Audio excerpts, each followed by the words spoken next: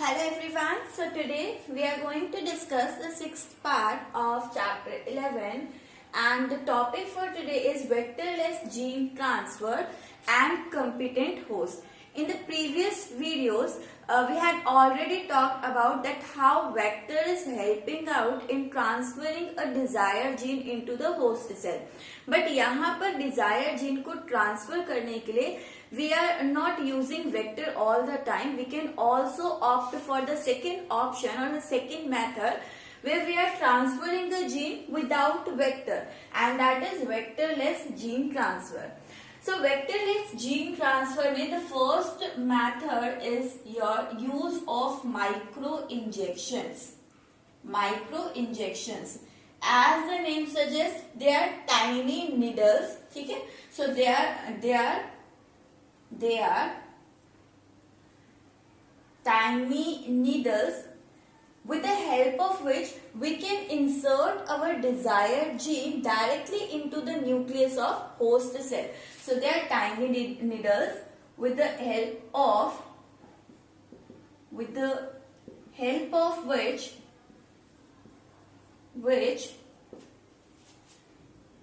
we can transfer the desired gene directly into the nucleus of host cell.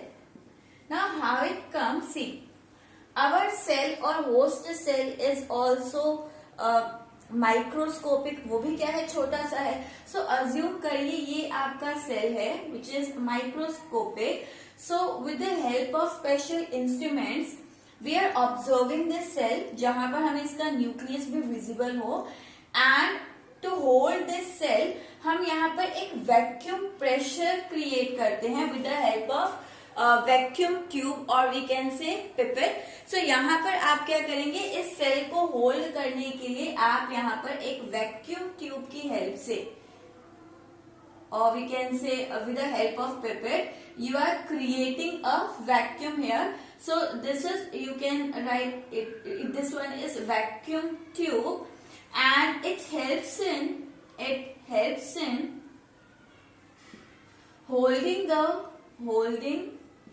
the host cell into position. ठीक है, with the help of this vacuum tube we are holding our host cell into position, and then with the help of injection, यहाँ पर इसको hold करने के बाद हमने क्या किया, इंजेक्शन की हेल्प से with the help of this micro injection, इस माइक्रो इंजेक्शन में already we have desire gene. So यहाँ पर आपका माइक्रो इंजेक्शन में डिजायर जीन प्रेजेंट होगा, and with the help of this micro needle we directly inject our desired gene inside the nucleus of the cell.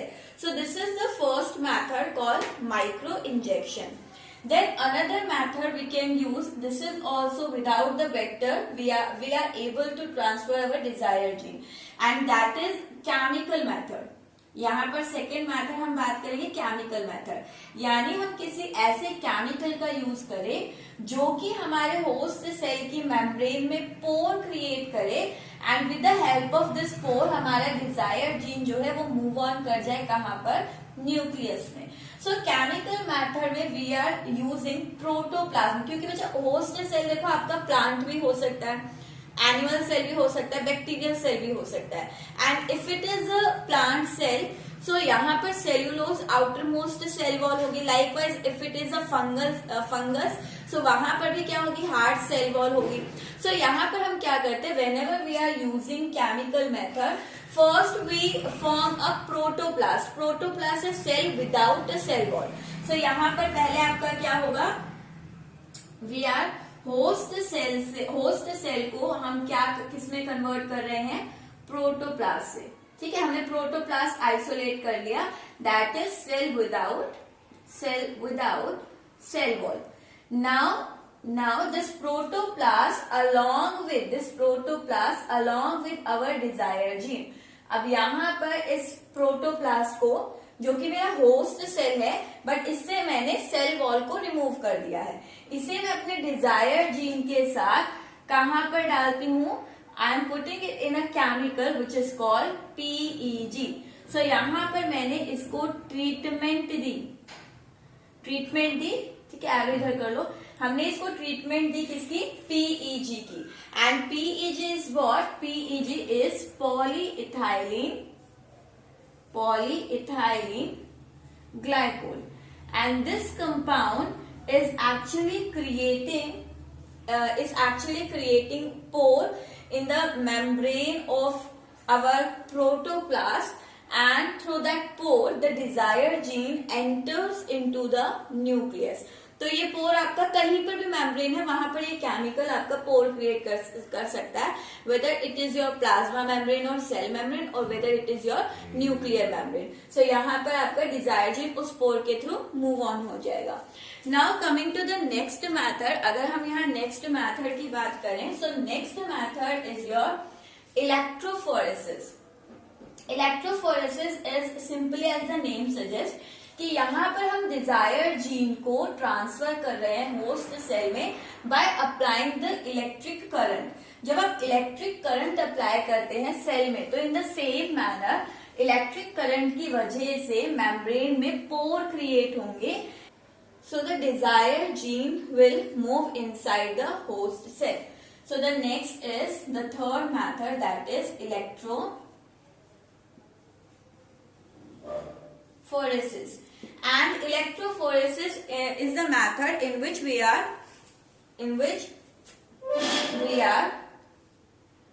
applying electric current, means desired gene is transferred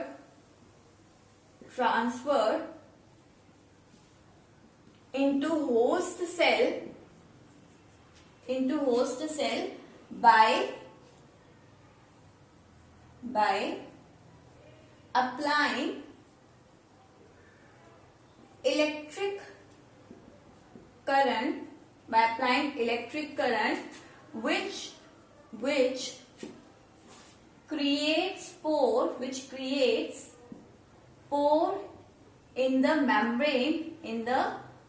membrane of host cell। ठीक है, host cell में pore create हो जाएंगे और हमारा Dzire gene जो है वो डायरेक्टली आपका क्या हो जाएगा?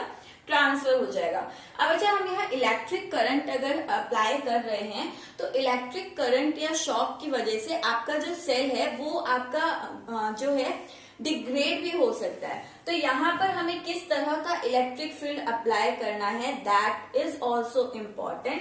तो यहाँ पर जो हम इलेक्ट्रिक करंट सप्लाई करते हैं, दैट इलेक्ट्रिक करंट वो आपका किस तरह का होना चाहिए? If it is of high voltage, अगर हम उसका वोल्टेज हाई रख रहे हैं, if it is of high voltage, तो उसका पल्स रेट हमें क्या रखना है? लो रखना है।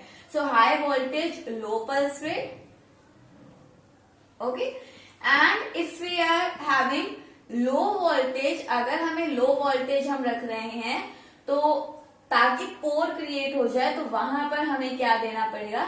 हाई पल्स रेट देना पड़ेगा। और ये आपको दिखेगा कैसे?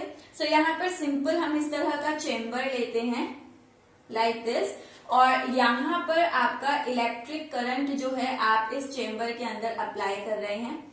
In this chamber you have fluid, okay, this one is the fluid, and एक फ्लूइड होगा जिसमें करंट कैरी हो सके, and inside this fluid you have your host cell, that is protoplast of host cell। so this one is your host cell and a large number of your desired gene। तो यहाँ पर host cell के साथ आपके क्या होंगे?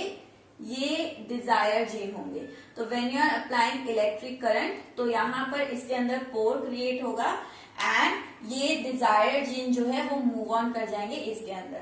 सो यहाँ पर जो पोर क्रिएट होते हैं, that pore are so tiny, वो इतने ज्यादा क्रिएट नहीं हो रहे हैं कि वो कवर अप ना हो पाए, आपके सेल को डिग्रेड करे। सो यहाँ पर ये ध्यान में रखते हैं हम किस तरह का हम इलेक्ट्रिक करंट अप्लाई करें, उसके बेसिस पर आपका जो होस्ट सेल है उसको डैमेज नहीं होगा।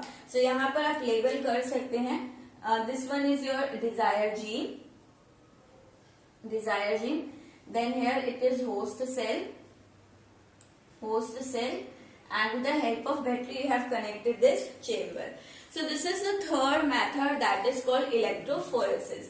Now the next method जो हम यूज करते हैं वो आपका है fourth one, that is gene gun or ballistic method. So the fourth one here is gene gun,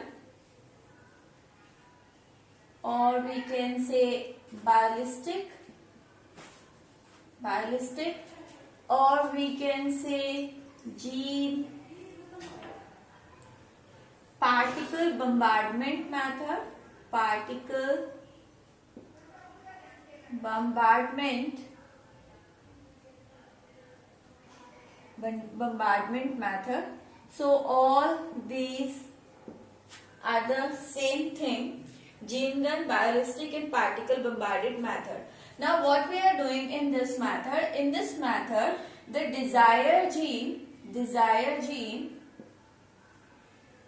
is taken and coated over. desired gene को हम लेते हैं and coated over, किस पर कोट करते हैं? coated over gold and tungsten, gold और tungsten. तो यहाँ पर हमने अपना डिजायर जीन लिया एंड गोल्ड एंड टंगस्टन जो पार्टिकल्स होते हैं उन पर हमने उसे क्या किया? कोट किया. जनरली गोल्ड और टंगस्टन जो आपके पार्टिकल लिए जाएंगे that is around 1 to 2 micro in diameter, यानी कि बहुत स्मॉल होते हैं, 1 to 2 माइक्रो होते हैं डायमीटर में. सो लाइक अज्यूम करिए ये आपका गोल्ड पार्टिकल है and over this gold particle I have coated my desired gene. So यहाँ पर मैंने अपना desired gene कोट कर दिया and now with the help of gene gun से हम बहुत high velocity से इसको bombard करते हैं over our host cell. So with gene gun and high velocity,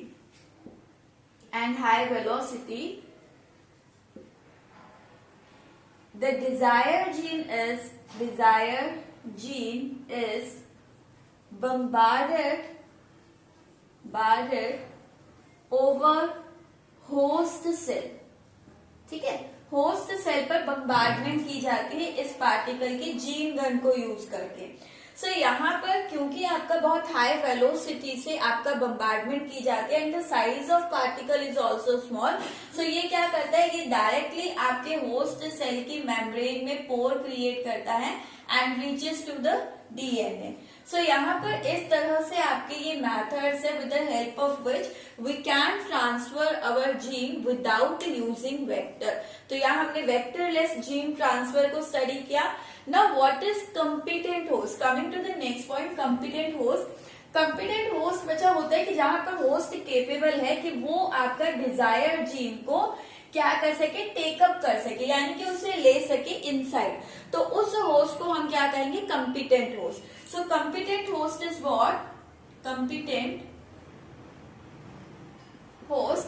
So competency is actually the capability of host cell to take up the desired gene or to take up the alien DNA from the outside environment. So competent host which is capable to take up the desired gene, or we can say alien DNA from outer environment by the process of transformation.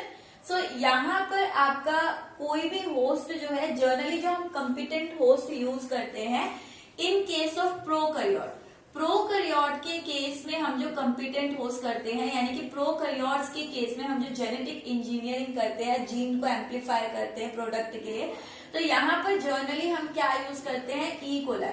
So for prokaryotes, E. coli act as a competent host. ठीक है. और अगर हम बात करें eukaryote के case में, सो eukaryotes के केस में जो कंपिटेंट होस्ट है that will be your fungal cell, और फंगल सेल के अंदर भी कौन सा, ईस्ट को सबसे ज्यादा माना जाता है। वाई बच्चा, क्योंकि ई कोलाई और ईस्ट के अंदर सिमिलैरिटी है कि हम इन्हें इजीली ग्रो कर सकते हैं, माइक्रोस्कोपिक यूनिसेल्यूलर है दोनों। सो यहाँ पर आपके इजीली ग्रो हो जाते हैं compare to your complex cell और कॉम्प्लेक्स होस्ट सेल। सो यहाँ फंगल सेल को मोस्टली यूज किया जाता है, but apart from that we can also use plant cell, क्योंकि जेनेटिक इंजीनियरिंग हम पढ़ रहे कि प्लांट सेल में भी हो सकती है, and we can also use animal cell also. Okay, ये भी आप यूज कर सकते हैं। सो यहाँ पर these are your competent host in case of prokaryote and eukaryote. अब यहाँ पर अगर हम बात करें बच्चा, कोई भी जैसे एनिमल सेल है, प्लांट सेल है या फंगल सेल है, इन सभी के पास क्या होती है, अपनी सेल वॉल होती है। सो सबसे पहले आपको जेनेटिक इंजीनियरिंग अगर करनी है तो हम इस सेल वॉल को ही रिमूव करते हैं, and for that I have told you we are using lysin enzyme. So जब सेल वॉल को यहाँ पर क्या कर दिया जाए, रिमूव कर दिया जाए, so what we get after removing the cell wall, we get a protoplast.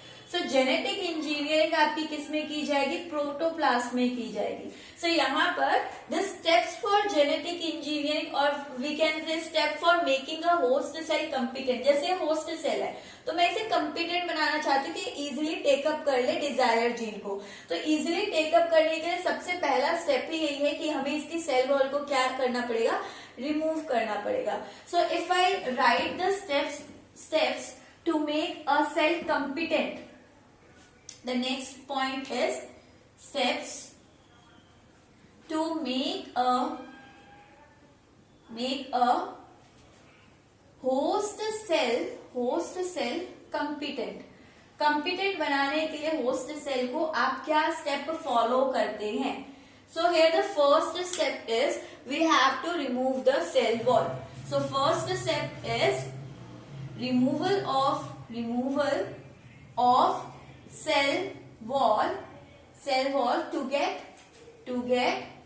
protoplast, ठीक है, protoplast, and this is done by the use of enzymes we have already talked about, that is lysine enzyme. So lysine enzyme को use कर आप fungal plant और animal fungal plant की cell wall या bacterial cell wall को क्या कर सकते हैं, रिमूव कर सकते हैं। Then what is the second step, after making protoplasm, अब हमें क्या करना है, अपने डिजायर जीन को इनसाइड मूव कराना है, ठीक है, न्यूक्लियस के पास तक लेके जाना है।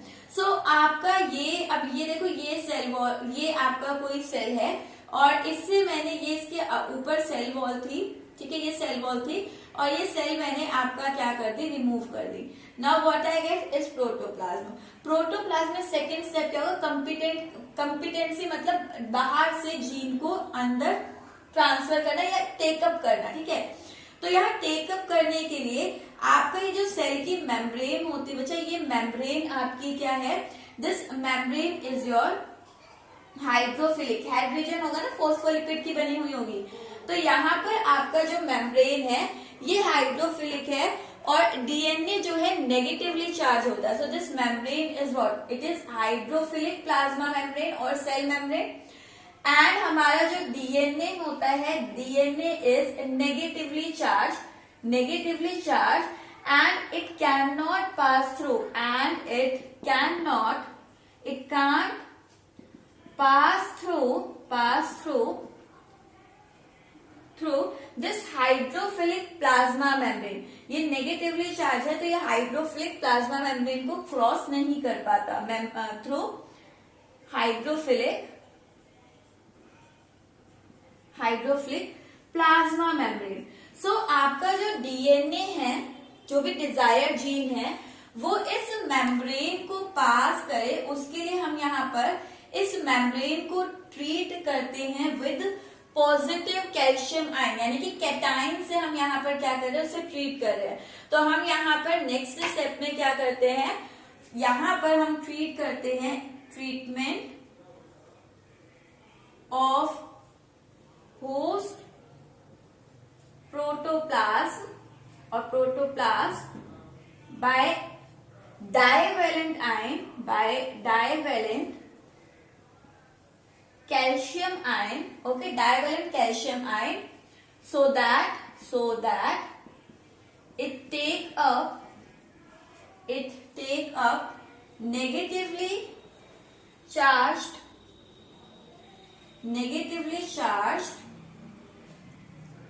DNA मॉलिक्यूल, ताकि ये क्या करे, नेगेटिवली चार्ज डीएनए मॉलिक्यूल को टेक अप कर सके। नाउ अज्यूम दिस कि यहाँ पर डाइवेलेंट आयन की हेल्प से आपने क्या किया, इसे इसके इनसाइड मूव करा दिया, ये प्लाज्मा मेम्ब्रेन को क्रॉस करके यहाँ मूव कर गया। बट यहाँ पर आफ्टर दिस इस न्यूक्लियस के अराउंड क्या है, न्यूक्लियर मेम्ब्रेन भी प्रेजेंट है। अब यहाँ पर इस न्यूक्लियस तक जाने के लिए डिजायर जीन को न्यूक्लियर मेम्ब्रेन को भी क्रॉस करना पड़ेगा। तो यहाँ पर ये करते ही, ताकि आपका जो डिजायर जीन है इस पर न्यूक्लियसेस वर्क ना करे, इसके लिए आप क्या करते हैं, प्रोटोप्लाज्म को तभी आप यहाँ पर एक we can say shock treatment देते हैं। तो यहाँ पर इससे पहले कि कोई एंडोन्यूक्लियस इस जीन पर एक्ट करे और इसे ब्रेक करे, हम इसे क्या करेंगे, शॉक ट्रीटमेंट देंगे।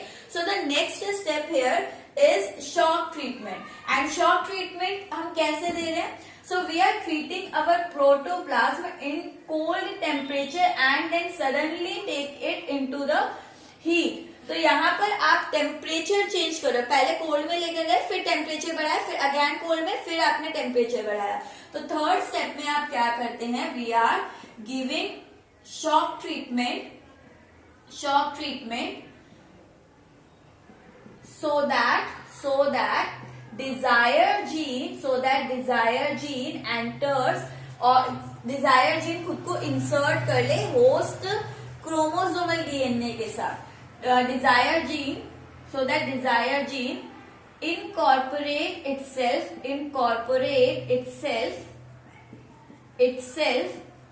with chromosomal DNA of host cell। And यहाँ पर आपने शॉक ट्रीटमेंट दी कैसे, सो प्रोटोप्लाज्म को आपको क्या करना है, you have to take it into the cold temperature, extremely cold temperature, and then 42 degree temperature पर आपको लेके जाना है, which is a hot temperature. So यहाँ पर इतना हॉट टेम्परेचर पर आप लेकर गए, and you have to repeat this step 4 to 5 time, यानी कि मल्टीपल टाइम इस स्टेप को आप रिपीट करते रहिए, ठीक है। सो जब आप इस स्टेप को आप रिपीट करते हैं तो इसकी वजह से न्यूक्लियर मेम्ब्रेन में भी क्या हो जाता है, पोर क्रिएट हो जाता है, and the desired gene get incorporated into the chromosomal DNA of host cell। So this is how the host cell become competent। So in the next lecture we will discuss one more topic, that is DNA। So in the next lecture we will discuss one more topic, that is gel electrophoresis। This is all for today. Thank you।